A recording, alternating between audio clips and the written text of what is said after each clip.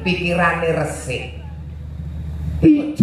Ijo iki lho jodone warga masyarakat Mbungkal dalange Pak Cahyo Kuntadi. bahaya nggih ora rugi semengi 750 ngene iki ya nggih arep golek jangkep 1000 kok angele yo sing penting berkah barokah penting disyukuri ora lokak saya kebak ora lokak tambah kebak disyukuri mawon emansipasi wanita kesetaraan gender lah dadi pakaryan sing kulinane ditindakne Kyai Kakung wong putri yo bisa ora karuan kabeh contone bong supit kae tuku ungkal campuri es warga Mbungkal kabeh pinaringan sukses sik ora masuk akal ungkal iso karo es iki lho tuku ungkal mampir tuku es lho oh alah mampir sisan ngono lho Pak sisan ngono Pak iya apa ora beneran tuku bantal karo ngombe es ngono ya gak apa-apa ya ngono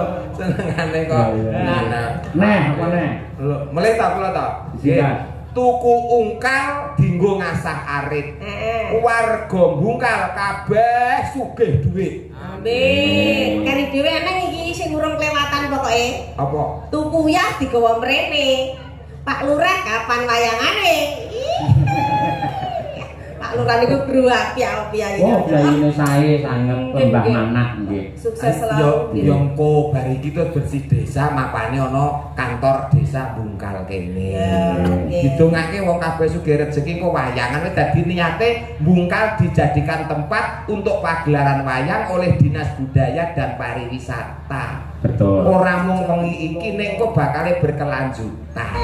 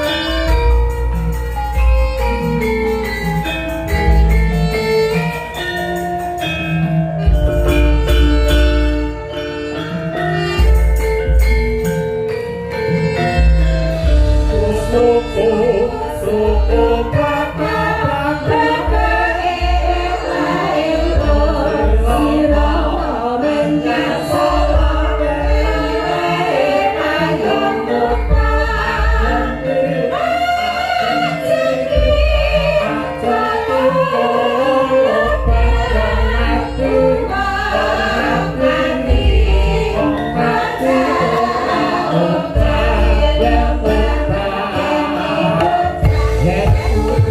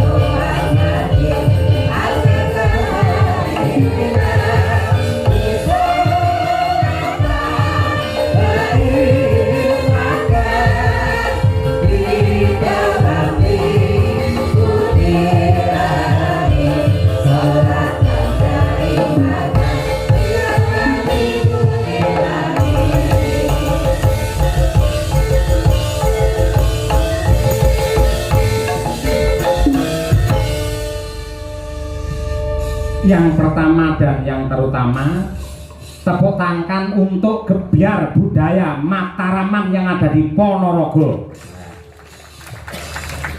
Kerjasama ya mak antarane Dinas Budaya Pariwisata Provinsi Jawa Timur lawan DPRD Provinsi Jawa Timur dasare direngkuh lawan Bapak Bupati ing Ponorogo. Bener kepara nyatana awake dhewe rambah kaping pindho sak kanca nampa amanah dalam giat Gebyar Budaya Mataraman. Iya, mula luwih dhisik aku kelawan kowe ngaturake panuwun marang pepundhenmu ingkang dhat pinantu ing pakurmatan. Sapa Mas? Ya kuwi Bapak DPRD Provinsi Jawa Timur, Bapak Dr. Suli Daim, panjenengane selaku anggota Dewan Fraksi PAN ing Jawa Timur sing wis kepareng rawuh wiwit sore mau, malah kepara kepareng paring dawuh sing intisarine bebarengan nderekake para warga masyarakat ing Ponorogo, sapa meneh sing gelem nguri-uri, sapa meneh sing gelem urip-urip marang seni tradisi, mbuh reog, mbuh wayang, mbuh karawitan lan liya-liyane, yen ora kabeh para warga ing Ponorogo. Ngono kuwi ya, Pak. Kaya ngono kuwi. Ora keri uga ngaturake panuwun perwakilan saka Kepala Dinas Budpar Jawa Timur ingkang dipun wakili dening Bapak Ali Afandi SPD MT. Uga sak krunipun saking UPT Laboratorium Pelatihan dan Pengembangan Kesenian Jawa Timur pandegane karo Mas Rio, Mas Ragil dan kawan-kawan. Ya, ugi dumateng Bapak Ibu anggota Dewan ing Kabupaten Ponorogo ana Pak Wahyudi, ana Pak Puryono, ana Pak Burhanuddin. Mboten kata lumpen dumateng Pak Camat ing Bungkal, Forkopimcam, Bapak Kepala Desa ing Bungkal. Pak Lurah asmane sapa? Lurah endi? Bungkal. Aku ora ngerti nduk, mergo ya rong taun nak nimbali karo awake dhewe. Ya aja ngono, mestine tidak kenal maka tidak sayang, mawis jagongan. Oh iya, 2 periode panjenengane Pak Sabto Priyono, leres nggih? Pak Sabto Priyono SPD. Kaya ngono kuwi. Sumrambahe kabeh para panitia lan warga masyarakat, wabil khusus sungkem bekti dumateng para kiai, ibu nyai, para alim ulama, para guru pesantren, ustad lan ugi ustadzah ing wewengkon Ponorogo. Ya, becik ing Pondok Maya, Pondok Ngabar kae Wali Songo Ponorogo. Ngono kuwi. Lan uga pondok pesantren liya-liyane sing nyatane ketika negara ini mulai porak-poranda, maka santri pesantren yang siap untuk membangunnya kembali. Kaya ngono kuwi. Kaya ngono kuwi lho. Ya mak iya. Nah, sing jenenge pagelaran wayang kulit ini juga sebagai pengembangan ruang kreasi dan jaringan orang kreatif di Jawa Timur. Budaya Mataraman adalah kebudayaan di Provinsi Jawa Timur, terutama di wilayah bagian barat dan selatan yang pada zaman dahulu berada dalam pemerintahan Kasultanan Mataram. Ya. Dan kegiatan ini sudah tepat diselenggarakan di Ponorogo karena perkembangan kebudayaan Mataram juga dipengaruhi oleh ajaran Islam karena banyaknya pondok pesantren sehingga membentuk masyarakat santri dan beriman menjunjung tata krama dan budaya luhur sebagai pedoman jati diri. Ngono ya. Oleh karena itu dengan gelarnya Gebyar Budaya Mataraman ini bertujuan untuk merawat, melestarikan dan mengembangkan serta mengenalkan budaya Mataraman kepada masyarakat terutama generasi muda agar bangga dilahirkan di tanah Jawa sejak zaman dahulu sudah mempunyai peradaban tinggi dan luhur serta kaya akan tradisi dan budaya yang luhur. Mula nduk yen kowe manut lan nindakake ajarane wong kuno simbah-simbahmu mbiyen kayata ajaran Andak Asor, lembah manah gotong royong aja dumeh mulat sarira hangrasawani tepa selira bawa leksana lan isi akeh kata mutiara liyane yektine kabeh mau yang ditindakake bakal dadi sumber kekuatan yang luar biasa sehingga Kabupaten Ponorogo semakin hebat, Jawa Timur menjadi gerbang baru Nusantara yang tercinta. Ngono kuwi. Kaya ngono kuwi. Ya semoga-moga sembodo Kang Jinongko rahayu Kang tinemu Basuki Kang KSD. Aku melu marem kok Mak yen akeh para anggota dewan, para partai-partai sing kepareng tresnani karo budaya wayang. Tegese kaya Bali di era Orde Baru biyen dari kacamata seni dan budaya nyatane Bapak Soeharto biyen banget anggene ngayomi kelawan seniman saben-saben event apa wae kementerian instansi pemerintahan mesti dong gelar wayang dong gantung gong kaya jaman semono. Mula raneh ramuka lamun to negarane bisa ayom-ayem tentrem jenjem permanem malah iki pancen bakal digiyatke meneh lan para-para anggota dewan, para pepundhene dhewe iki arepe nggugah ya kuwi semangate bab kebudayaan. Buktine ora mung iki wae. Besok ya bakal digelar ana ngrayun nadyanto wujude campur sari ku ya budaya ning Ngawi ya digelar lan insyaallah tanggal 14 November awake dhewe sak kanca sowan ana ing DPP Golkar Jakarta Barat ya kuwi dalam rangka ulang tahun Golkar yang ke-61 wayangan meneh. Ngono ya Pak. Kaya ngono kuwi. Mula beci ayo nderekake kabeh para warga masyarakat nyuwun marang Purbane Hyang Agung ndedonga marang Gusti Ingkang Maha Kuwasa.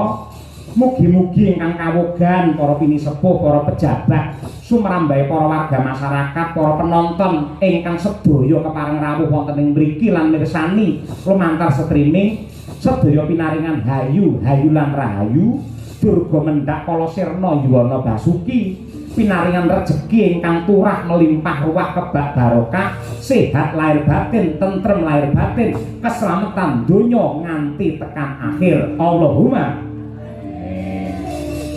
hasbunallah wa ni'mal wakil. Kita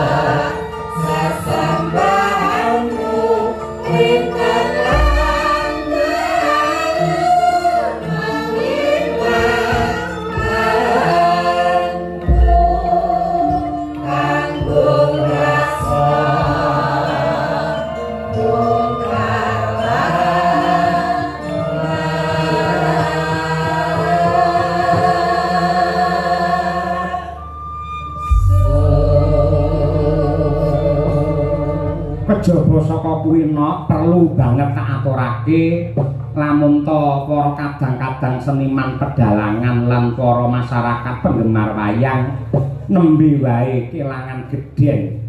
Iya to. Maestro pedalangan sesepuhe para dalang sing biyen asring pentas ditresnani menjadi idolane Kyai Ponorogo wingi dina Kemis ya kuwi Bapak Haji Anom Surata wis piniji sowan ana ngarsane Gusti Allah. Mila kula nyuwun dumateng sedaya kemawon para lenggah kula nyuwun keikhlasanipun donga panjurungipun mugi-mugi alusipun Ki Haji Anom Surata tinampi wonten ngarsanipun Gusti dipun apura sedaya kalepatanipun satemah tentrem mulya wonten swarganipun Gusti Allah. Allahumma amin ya rabbal alamin. Iya Mas ya. Ya kaya ngono ya yo. Kabeh yo nglakoni kaya ngono. Intisarine ayo saiki nglipur para warga masyarakat ing Bungkal sing kepareng rawuh nderekake para kebunden iki sowan komplit kaya sing wis-wis gamelan wayang saka omah kanca-kanca pengrawit jangkep. Iya, warangganane ya komplit.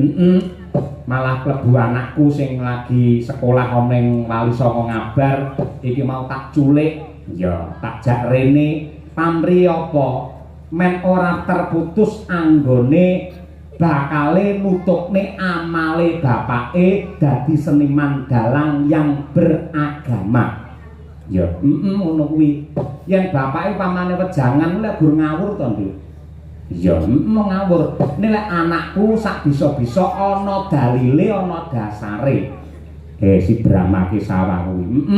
Alhamdulillah iki lagi kelas 1 SMP ana Ngabar. Wingi seleksi dari 300 santri akhirnya tersaring 50 santri dan juga tersaring lagi 9 santri dan Brahma adalah salah satunya yaitu santri yang menjadi penghafal Al-Quran. Luar biasa Hafiz.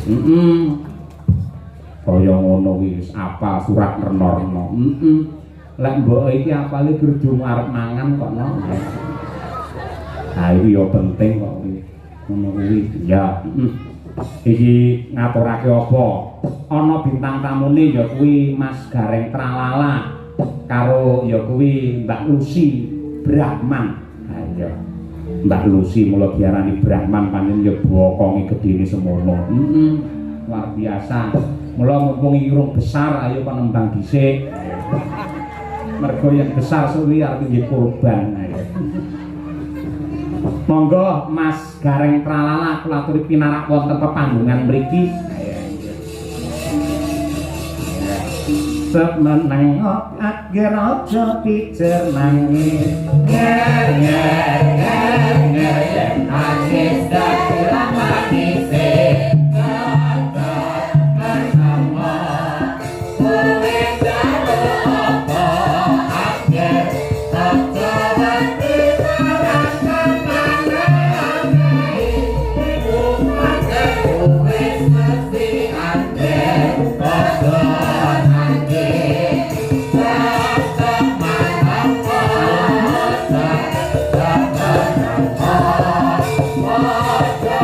Yeah.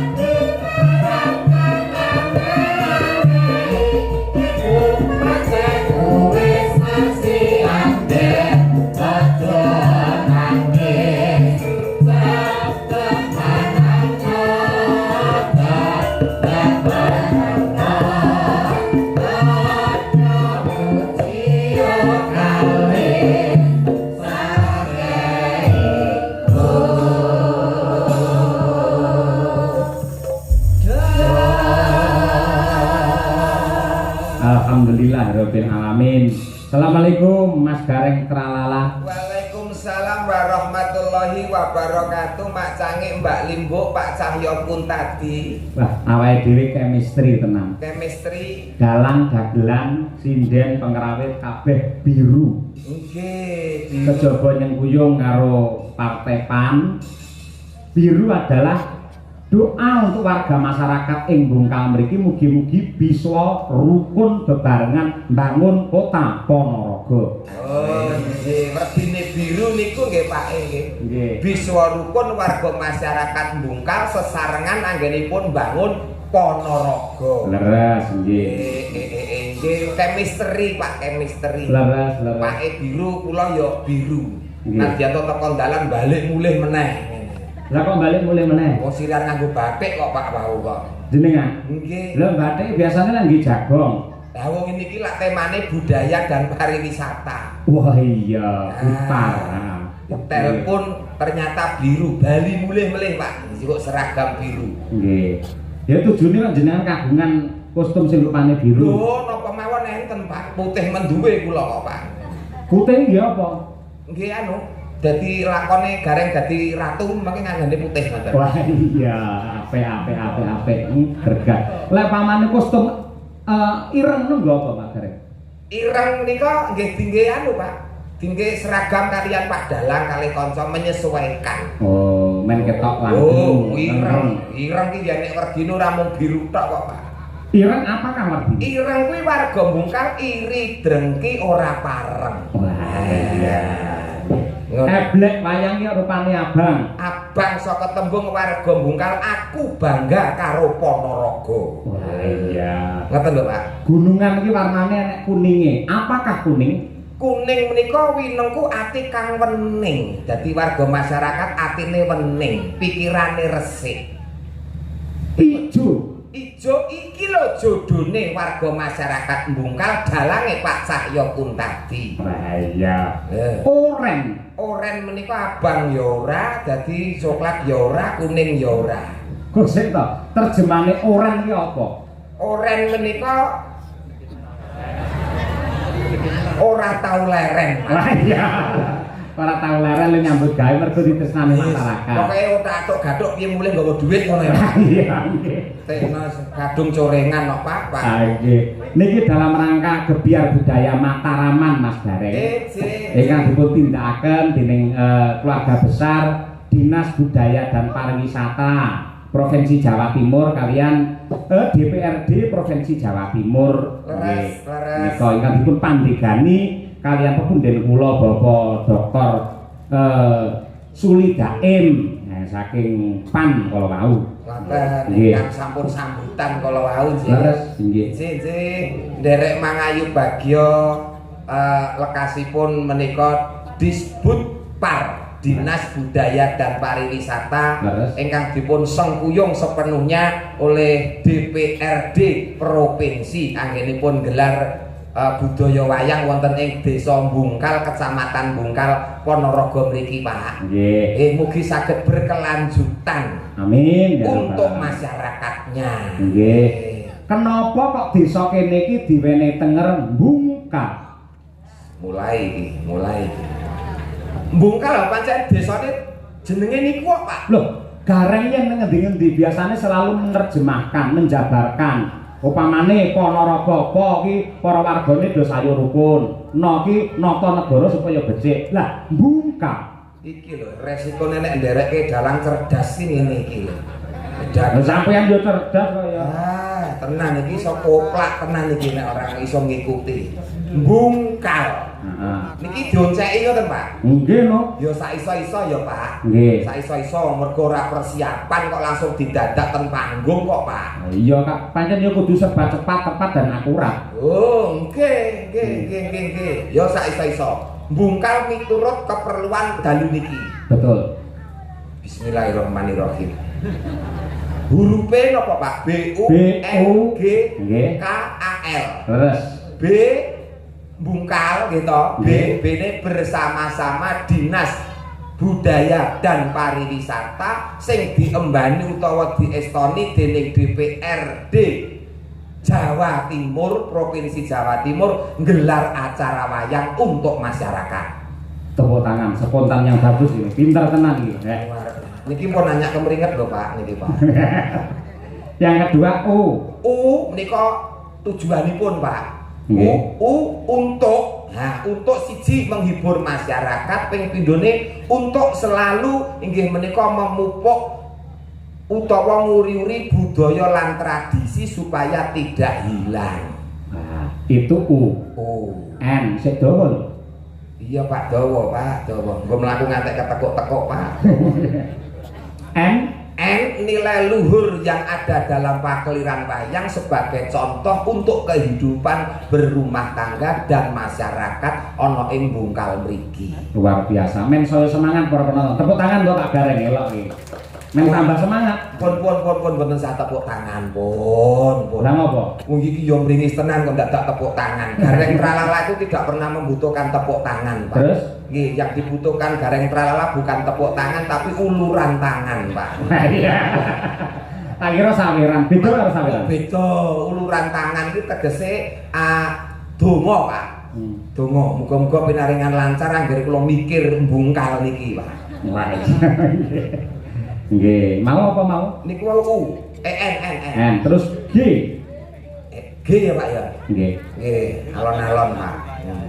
Alon-alon, yo nganggo mikir kok, Pak. Generasi milenial, generasi muda, generasi yang akan datang diharapkan akan tetap selalu cinta akan budaya dan tradisi Indonesia. Luar biasa ya. Nggih. Ora rugi semengi 750 ngene iki. Ya nggih, aku golek jangkep 1000 kok angele. Yo, sing penting berkah barokah. Penting disyukuri ora lokak kaya kebak. Ora lokak tambah kebak, disyukuri mawon.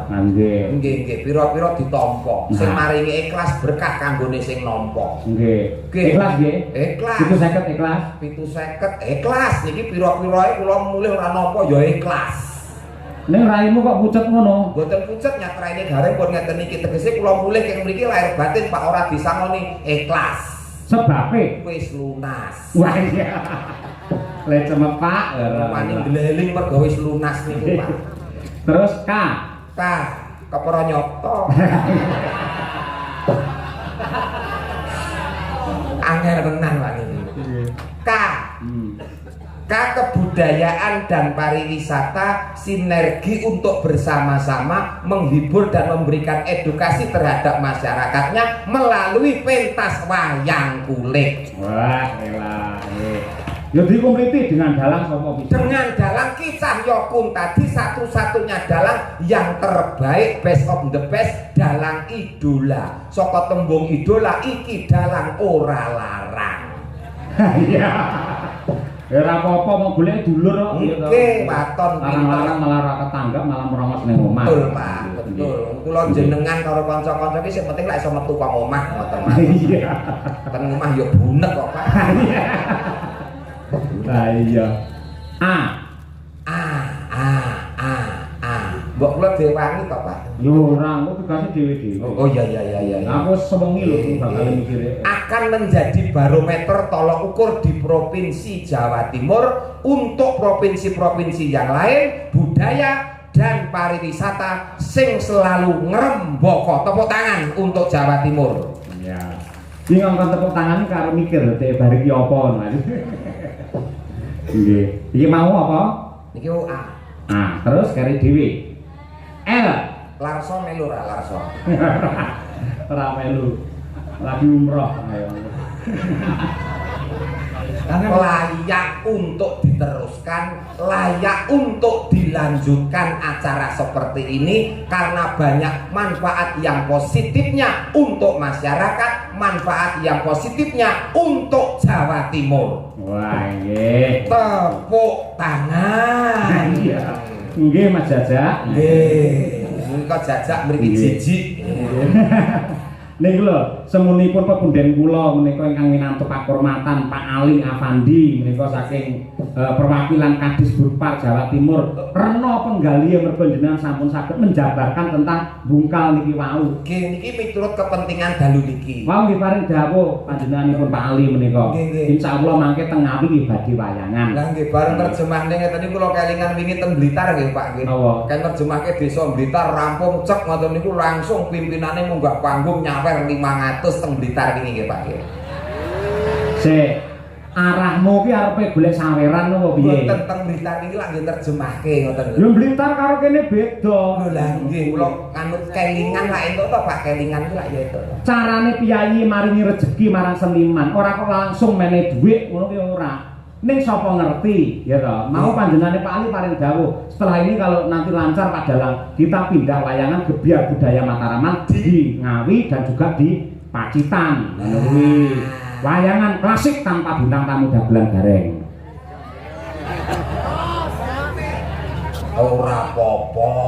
Niku sasine napa kira-kira? Kira-kira mangke ya Desember utawi Januari. Desember gede-gedene sumber, Januari hujan sehari-hari. Terus wayangan ora nek garenge udan. Sik, ndek iki ning Blitar aku ngejak kowe kok udan deres yo an. Anu lali jopone, Pak. Jopone. Mboten wis pokoke tetep klasik ndak masalah, sing penting lancar, wayang tetep ngrembaka. Mangke. Ini yo komplite tetep ngangge gareng kok. Lho, kula ora dijak ki tetep nusul, Pak. Wani ngeyele kok, Pak. Nggih. Kula golekne kanca. Ha iki. Niki Waranggono domestik saking Ponorogo sing ibarate digodhog wis ora iso empuk. Wis alot banget ya, Pak. Nggih, ngoten niku. Mbak Lucy Brahman. Coba kaya apa? Men jumeneng. Ya. None nano nanin nanin nanan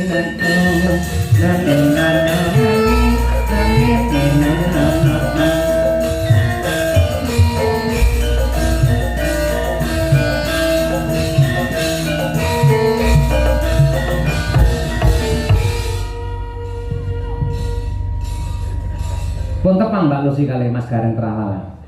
Waleh. Tek ora kepenak tek waleh.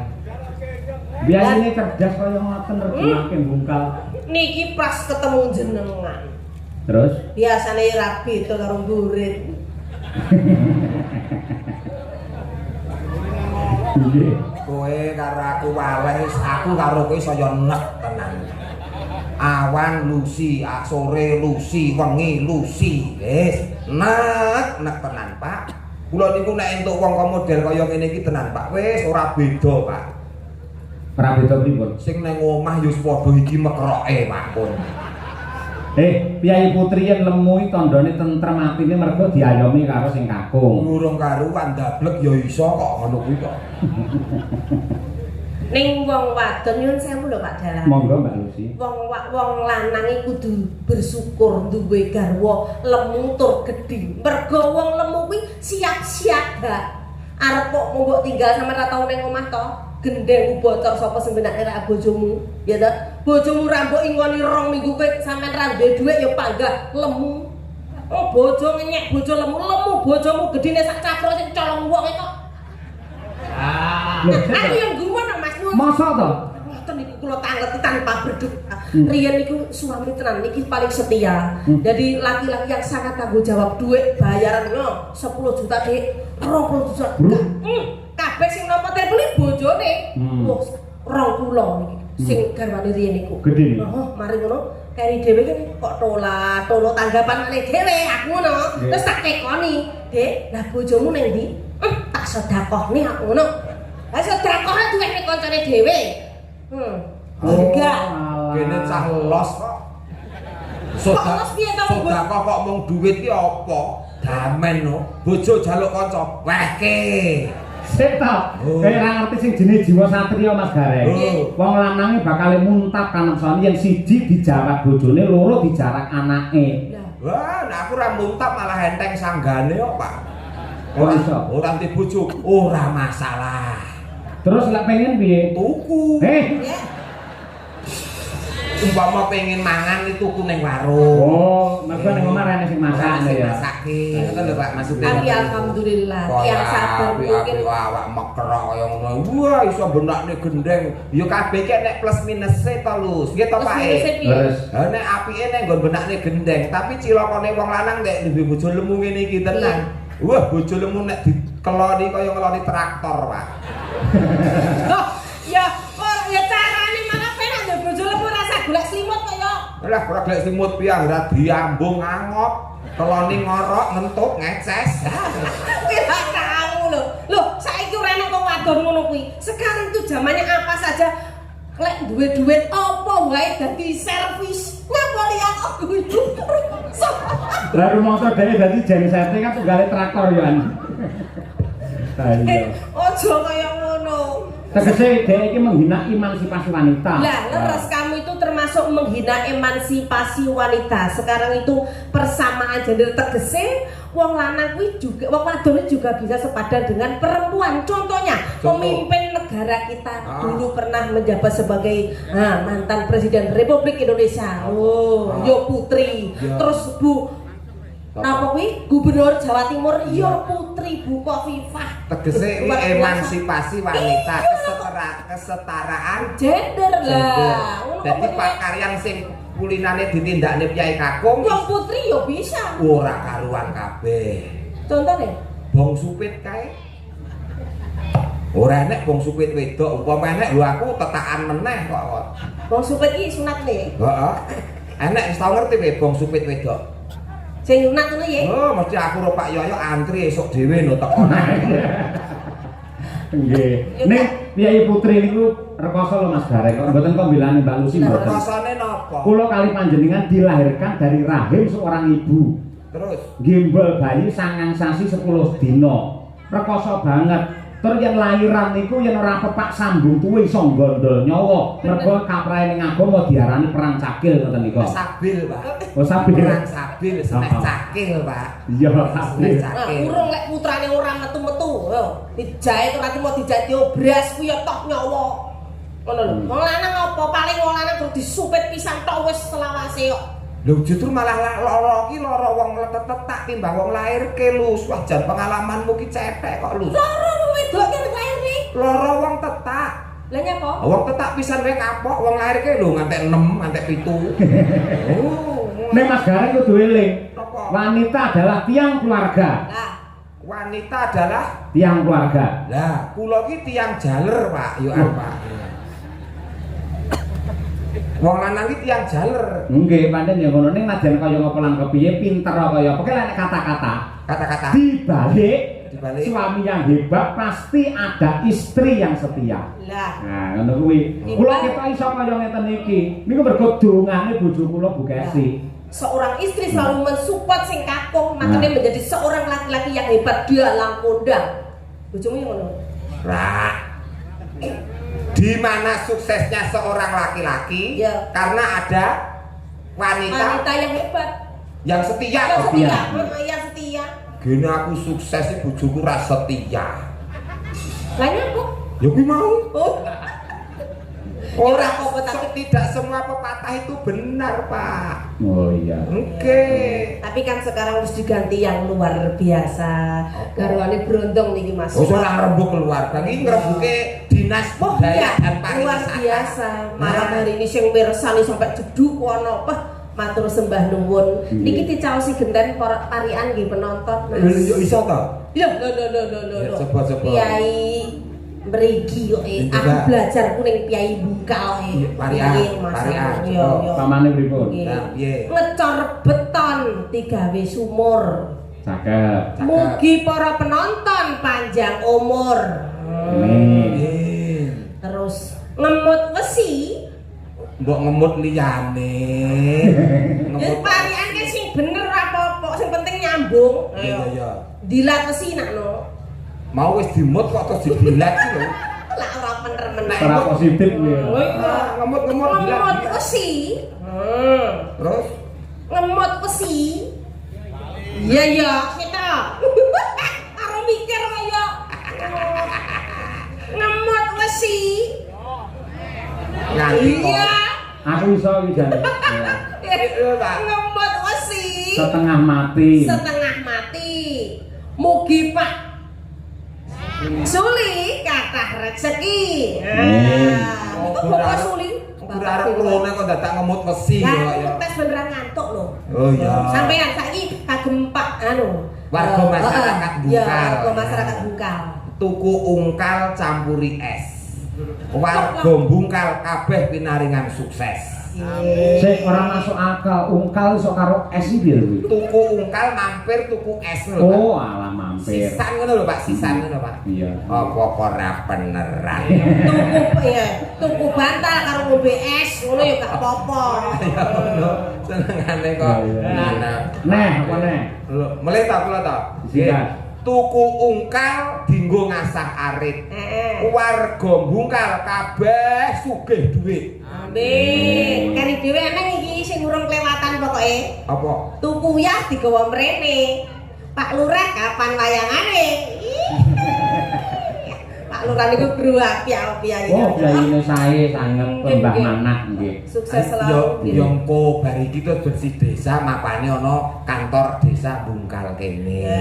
Didongake wong kabeh sugih rezeki kok wayangan wis dadi niate Bungkal dijadikan tempat untuk pagelaran wayang oleh Dinas Budaya dan Pariwisata. Betul. Ora mung wengi iki nek kok bakal berkelanjutan. Amin ya. Amin. Dengan jalan kisah Yokunta.